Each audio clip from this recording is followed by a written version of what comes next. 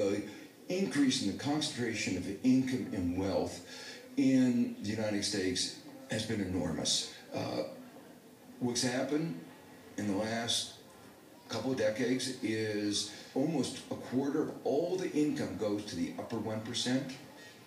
Around 40%, depending on how you measure it, of the wealth goes to the upper 1%.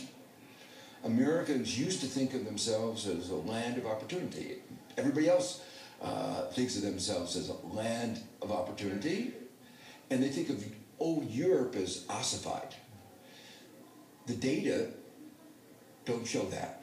Meanwhile, we see protests taking to the capitals of states like Wisconsin. So is this reaching a tipping point? I think they're beginning to realize that most Americans are worse off than they were, say, a decade ago. So it's not just that all this wealth is going to the top. If everybody were getting better off, you could say, well, some are doing a little bit better than the others. But actually, most Americans are worse off than they were a decade ago.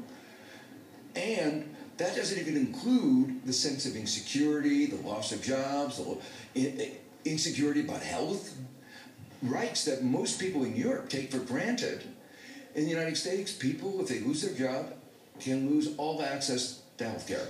Now, one of the things that I raised in my article was that not only the political consequences, but the economic consequences, that there are many things that any society has to do